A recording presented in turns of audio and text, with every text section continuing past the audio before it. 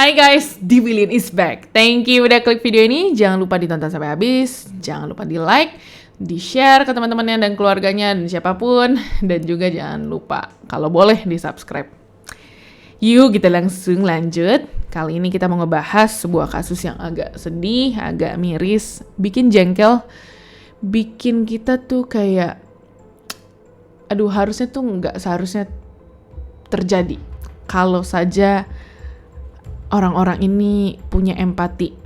Cerita ini juga bisa dibilang merupakan salah satu bukti bahwa hukum gagal melindungi orang yang benar dan terkadang hidup gak adil untuk beberapa orang. Kita mau ngebahas tentang seseorang yang namanya Joe Aridi, yang mana Joe Aridi diduga merupakan tersangka dari pembunuhan remaja perempuan berusia 15 tahun bernama Dorothy Drain. Ceritanya waktu itu di tanggal 15 Agustus 1936 di malam hari, orang tuanya Dorothy Drain ini baru pulang ke rumahnya di Pueblo, Colorado. Ketika mereka masuk ke dalam rumah, mereka kaget, mereka shock karena nemuin Dorothy dalam keadaan bersimbah darah dan di kepalanya itu ada luka menganga karena dikapak. Dorothy punya adik yang namanya Barbara Drain. Dan di saat itu Barbara pun ternyata menjadi korban penyerangan.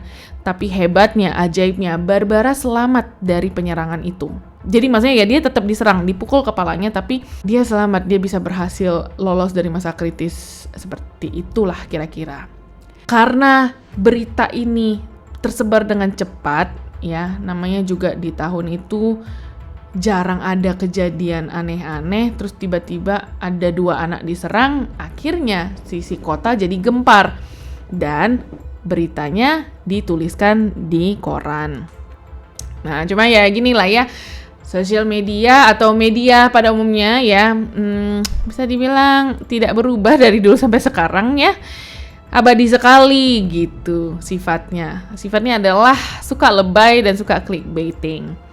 Jadi surat kabar ini alias koran ini, aku tadi mau bilang koran sama tapi terpikir surat kabar dari K gitu.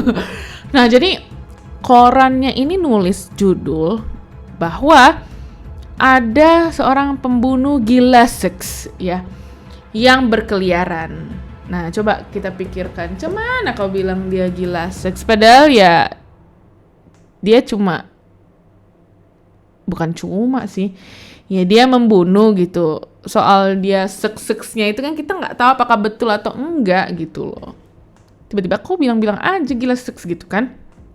Nah, kemudian karena berita itu tersebar dengan cepat dan sebagainya, akhirnya polisi pun melacak setiap pria yang perawakannya seperti orang Meksiko. Karena Barbara bilang bahwa pembunuh kakaknya dan penyerang dia adalah orang berperawakan Meksiko. Dan ternyata ada 2 orang wanita yang bersaksi lah istilahnya. Mereka ngaku bahwa mereka itu pernah juga semacam diserang lah oleh seorang laki-laki yang perawakannya orang Meksiko. Dan kejadiannya itu di dekat rumah keluarga Drain. Diingat ya, orang perawakannya Meksiko, cek.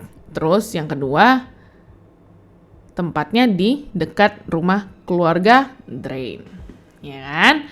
Nah, polisi merasa tertekan karena media memberitakan di mana-mana. Udah gitu pasti warga ketakutan lah ya. Namanya juga di surat kabarnya ditulis apa tadi?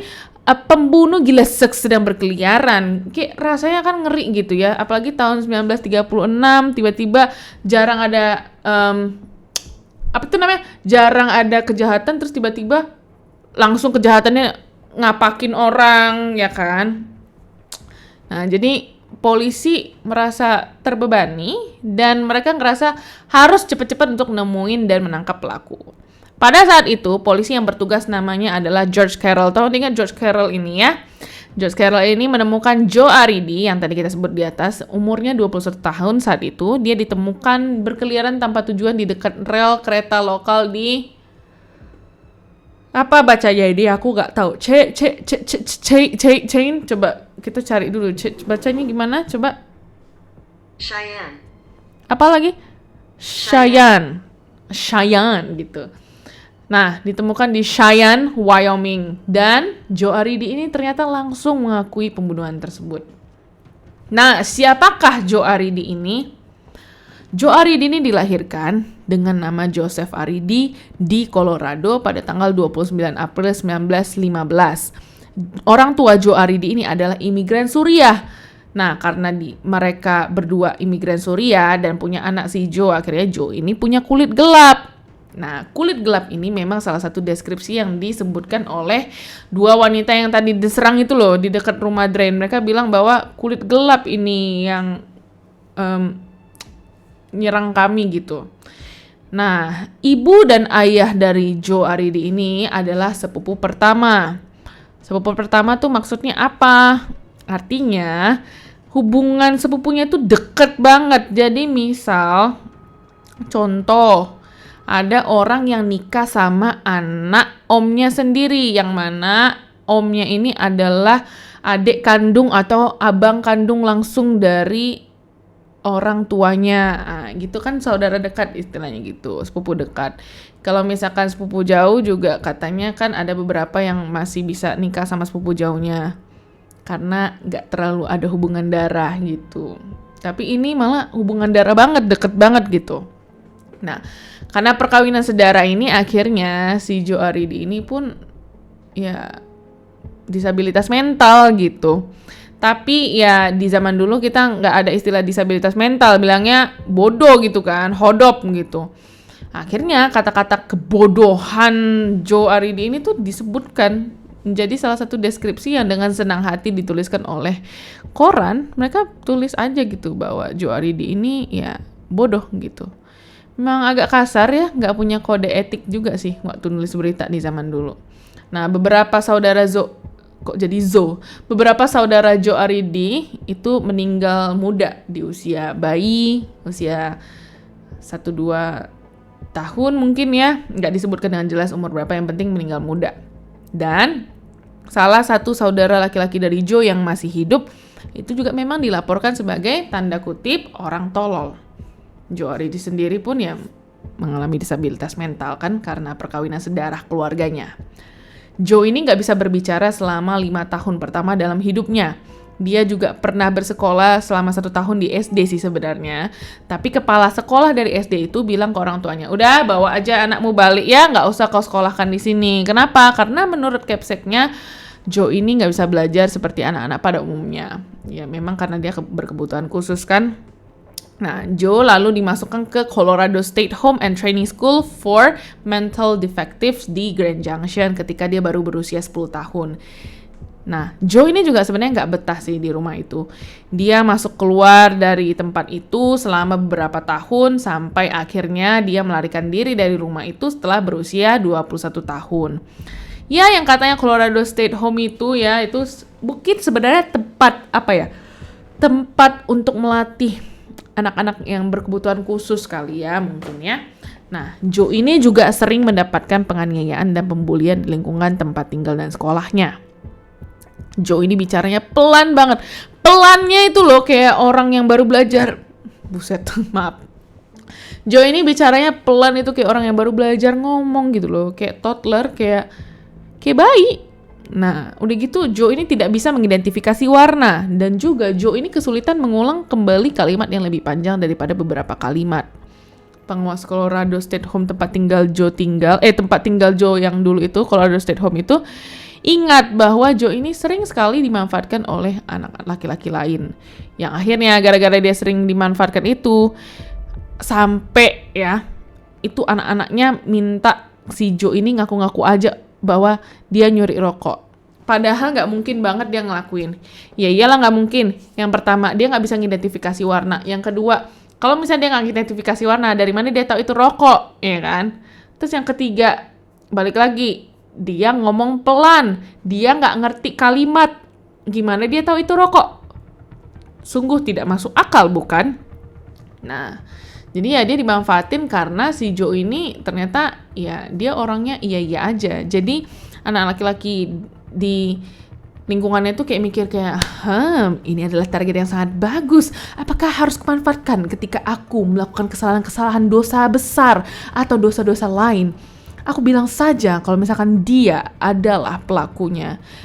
Mungkin seperti itu pemikirannya. Dan mungkin pemikiran yang sama juga dimiliki oleh siapa tadi tuh? Polisi yang tadi? George Carroll. George Carroll itu sepertinya juga berpikir hal yang sama. Bahwa Joe ini memang sangat rentan terhadap sugesti. Jadi misalkan dibilang, Joe pasti kau yang nyuri rokok. Si Joe-nya langsung kayak, iya gitu loh. Karena dia nggak ngerti apa-apa. Jadi tinggal diomongin saja langsung iya saja ya kan.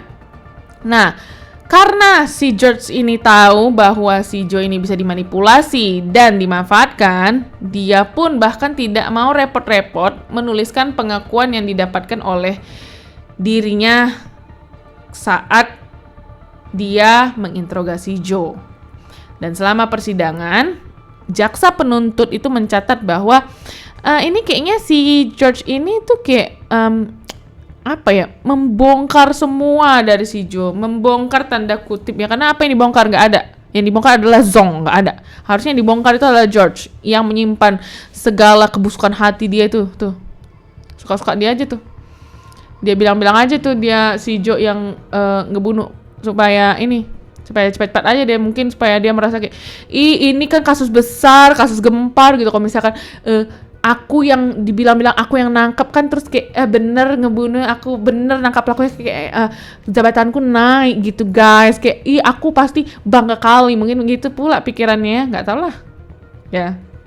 Tapi ya bisa kalian saksikan sendiri, itu adalah hasil manipulasi dari si George ini. Nah, pertanyaan utama George ketika dia menginterogasi Joe adalah dia bakal nanya Joe, apakah Joe menyukai perempuan? Kemudian dilanjut lagi pertanyaannya, jika kamu sangat menyukai perempuan, mengapa kamu menyakiti mereka?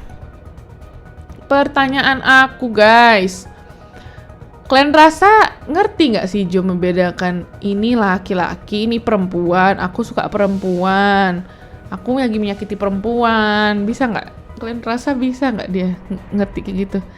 Nggak bisa coy, nggak bisa. Kenapa sih kalian? Hah? Egois kali loh jadi manusia, ngeri kali. Ih, gila. Karena interogasinya tidak adil dan memaksa, akhirnya kesaksian Joe ini jadi berubah-berubah. Dan ya, kesaksiannya itu tergantung siapa yang menginterogasi dia. Jawabannya beda terus. Dan selama kesaksian itu, maksudnya selama interogasi itu, tetap ada satu hal yang sangat jelas. Karena dia itu tidak tahu alat apa yang digunakan untuk membunuh. Jadi baru dibilangin bahwa Joe kau bunuh pakai kapak. Itu baru dia kayak, oh iya aku bunuh pakai kapak gitu loh. Kayak, aduh, kau rasa bisa nggak dia membunuh dengan keadaan dia seperti itu? Ya kan? Sampai dia aja nggak tahu dia alat bunuhnya pakai apa, kayak mana dia bisa membunuh ya kan guys. Nah mungkin kalian berpikir bahwa itu kadang-kadang si Joe aja itu pasti ya kan, ini pasti dia pura-pura aja itu. Nah sekarang gini, Joe itu ya, dia itu tidak bisa membedakan batu dan telur guys. Batu dan telur, sesuatu yang jauh kali gitu bedanya. Paling samanya apa sih? Samanya bentuknya ada yang lonjong, tapi balik lagi, emang semua batu bentuknya lonjong kayak telur? Enggak kan? Adalah batu yang bentuknya kotak apa cuman, tapi dia merasa bahwa ini kayaknya mirip-mirip aja batu sama telur. Menurut kalian, apakah bisa dia membunuh orang? Apakah dia tahu kapak itu untuk membunuh? Aku bunuh aja orang pakai kapak. Kalian rasa ngerti nggak dia? Kurasa sih nggak ngerti. Coba menurut kalian kayak mana? Coba pikirkan. Nah seharusnya jelas bagi semua orang ya, Joe Aridi ini tidak bersalah. Nah ternyata memang di sisi lain ada orang yang namanya Frank Aguilar. Frank Aguilar ini memang orang Meksiko. Dan si Barbara, adik Dorothy yang jadi korban tadi itu ya, yang selamat, dia bilang bahwa dia yakin bahwa Frank Aguilar ini yang nyerang aku dan kakakku. Karena ternyata, fun fact, Frank Aguilar ini kerja di rumahnya si keluarga Drain ini. Entah dia kerja di rumahnya keluarga Drain, apa dia kerja dekat situ, aku nggak tahu. Tapi sangat memenuhi checklist ya. Yang pertama memang orang Meksiko, ya kan? Terus yang kedua, kejadiannya kan semuanya di seputaran rumah keluarga Drain. Kalau misalkan dia memang kerja di situ, berarti jelas sekali ya, memang dialah pelaku betul-betulnya. Karena dia melakukan aksinya di dekat tempat kerja dia ya kan. Nah, tapi kalian tahu nggak Nah, penegak hukum setempat yakin bahwa Frank Aguilar dan Joe Aridi adalah komplotan. Jadi mereka berteman dan sama-sama melakukan hal itu. Halo. Nah, coba kalian pikir, bisa nggak mereka saling kenal? Yang pertama, Joe Aridi aja ditemuin di tempat mana tadi tuh? Cheyenne. Nah, Cheyenne. Betul kan? Cheyenne? Cheyenne. Nah, ditemukannya di Cheyenne. Kalian rasa bisa nggak dia jumpa sama orang yang di daerah Pueblo itu, keluarga Drain itu? Nah, bisa nggak kenal? Udah gitu, kalian rasa Joe ini bisa nggak properly kenal sama orang? Nggak bisa loh, dia aja nggak bisa ngomong. Ngomong pun terbata-bata, 1-2 kata. Aduh, apa kalian ini? Aduh, itulah. Pada akhirnya memang Frank Aguilar ini dieksekusi. Memang pada akhirnya Frank Aguilar ini dinyatakan bersalah. Tapi karena dari awal memang udah salah tangkap, ditambah berita-berita masih heboh. Terus warga-warga di Pueblo itu masih kayak ketakutan, panik-panik gitulah. Ditambah polisi-polisi ini merasa, udah kepalang juga kita tangkap ya kan? Oh, si Joe ini akhirnya diteruskan perkaranya guys. Coba, diteruskan. Sebel nggak lu? Jengkel nggak lu? Udah tahu, udah jelas-jelas nggak bersalah. Diteruskan kasusnya. Padahal kalian tahu kan? Ini adalah manipulasi dari si George Carroll. George Carroll itu si lontong itu tadi, yang polisi, entah polisi apa, nggak ngerti aku. Jadi meskipun ada 3 psikiater yang bersaksi di persidangan Joe bahwa Joe ini disabilitas mental dan IQ-nya 46 saja guys. 46, bukan 406 atau 460, tidak. 46. Kau rasa ada nggak orang yang IQ-nya 46 bisa membunuh? Coba pikirkan, silahkan. Nah, akhirnya walaupun dengan pernyataan seperti itu sudah sampai 3 psikiater, tetap aja dinyatakan bersalah dan dijatuhi hukuman mati. Sudah cukup jengkel? Pasti. Iyalah, manusia itu memang makhluk paling mengerikan di dunia ini. Bisa-bisanya berbuat seperti itu, guys. Orang nggak tahu apa-apa loh, tapi malah dibilang dia aduh. Joe ini bahkan cara berpikir dan bertindaknya kayak anak di bawah anak TK kok, kayak anak bayi. Coba kau rasa bisa nggak dia membunuh? Halo, kalian semua coba dipakai lah pikirannya. Aduh, pengen kali lo aku balik ke masa itu terus aku bilang, tolonglah sadar jelas kalian yang betul, pikirlah kalian ini kan. Gimana lah, nggak ada time travel itu, nggak ada. Kita belum tahu kita gimana caranya kan. Nah, di persidangan Joe Aridi dibela. Dasar pembelaannya adalah bahwa dia tidak waras secara hukum dan oleh karena itu tidak mampu membedakan antara benar dan salah. Dan oleh karena itu pula tidak akan dapat melakukan tindakan apapun dengan maksud kriminal. Kayak yang tadi aku bilang, dia nggak bisa membedakan batu dan telur. Ya kan? Jadi dia nggak tahu konsep benar salah tuh nggak tahu. Dan dia juga gagal memahami konsep kematian sepenuhnya. Ketika dia divonis hukuman mati, dia tuh seneng guys. Dia bahagia, ketawa dia karena dia nggak tahu dia lagi divonis hukuman mati. Dinyatakan bersalah dia nggak tahu, dia ketawa-ketawa aja. Kayak anak TK, bukan anak TK lagi, anak TK mungkin masih ngerti kalau dimarahin itu apa. Kayak anak bayi, betul, nggak ngerti apa-apa, cuma tahu biasanya ketawa, nangis. Kalau misalnya ketawa, nangis gitu kan. Sipir penjara yang bernama Roy Best juga mengatakan Joe ini tahanan paling bahagia di hukuman mati. Jadi kan memang kan ketika lagi nunggu giliran dihukum mati gitu kan, biasa kan orang dimasukkan ke penjara. Nah, sipir penjara Roy Best tadi itu akhirnya memberikan mainan kereta api dan hadiah-hadiah lain untuk dimainkan Joe di dalam penjara. Joe ini juga disukai loh sama para sipir. Para tahanan juga suka sama dia, senang sama dia gitu. Karena mereka tahu bahwa Joe ini tidak bersalah. Dan ya, mungkin mereka anggapnya kayak anak kecil gitu kali ya, gitu. Pada tanggal 6 Januari 1939, di saat Joe berusia 23 tahun, dia dibawa ke sebuah ruangan berisi gas beracun di mana dia didudukkan dan diikat, kemudian dieksekusi di situ. Tapi sebelum dia dieksekusi, Joe ini sempat, ini sedih sih sebenarnya di bagian sini ya. Joe ini sempat memberikan mainan keretanya kepada narapidana lain. Aku tuh berpikir ya, apa sih perasaan narapidana itu ketika Joe memberikan gitu kereta apinya? Rasanya gimana gitu loh. Karena dia tahu kan, pasti narapidana tahu bahwa si Joe ini tidak bersalah. Dan kayak, ini orang lagi mau menghadapi hukuman mati, masih sempat ngasih kereta api mainan gitu loh. Kayak sedih gak sih? Ya kan? Miris gitu loh. Joe juga meminta es krim sebagai makanan terakhirnya sebelum dieksekusi. Ini aduh sedih banget. Joe ini kan gak tahu konsep kematian. Jadi dia tuh sempat bilang ke petugasnya bahwa tolong simpenin es krim yang belum selesai kumakan ini ya, karena mau kumakan lagi nanti. Jadi dia benar-benar nggak tahu kalau misalnya dia setelah masuk ke dalam ruangan itu dia tidak akan pernah bisa keluar lagi untuk makan es krim. Dia nggak tahu. Saat eksekusi dilakukan, Joe ini tersenyum senang. Dia nggak tahu bahwa sebentar lagi ajal akan menjemput dia. Keluarga Joe pun tak ada satupun yang datang menyaksikan eksekusi Joe. Sipir penjara Roy Best tadi itu sampai menangis, katanya nggak bisa membayangkan orang yang tidak bersalah malah dihukum mati. Ya iyalah, aku pun kayak tadi aku bilang, aku pas baca tuh kayak ceritanya kayak sedih, miris, jengkel, sebel, marah banget kayak, aduh nggak habis thinking aku loh, kayak nggak habis thinking, nggak habis pikir kenapa ada orang yang bisa memanfaatkan kelemahan orang lain demi menyelamatkan diri dia, mungkin menyelamatkan reputasi dia kan. Halo George Carroll, gak jelas kau, betul aku. Semoga mungkin kau udah dapat karmanya ya, aku yakin kau udah meninggal sih sekarang. Tapi semoga waktu kau hidup itu semoga ada balasannya lah kemarin itu. 68 tahun setelah kejadian itu, tepatnya di tahun 2007, ada beberapa orang berkumpul dan menamakan diri mereka Friends of Joe Aridi, di mana mereka membuatkan batu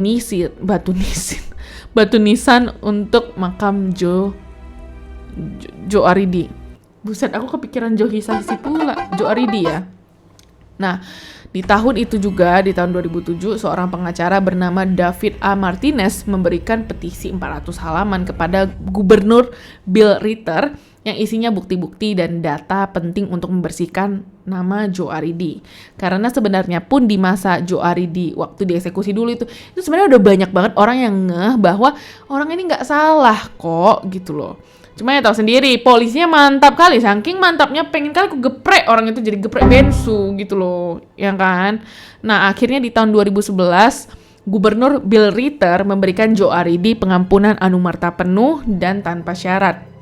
Dia juga mengatakan bahwa mengampuni Joe Aridi memang tidak dapat membatalkan peristiwa tragis ini dalam sejarah Colorado zaman dulu. Namun ini demi keadilan dan untuk memulihkan nama baik Joe. Dan akhirnya Joe baru mendapatkan keadilan setelah 72 tahun ia meninggal. Aduh, capek aku bawa ini ceritanya. Menguras energi kali dan menguras emosi.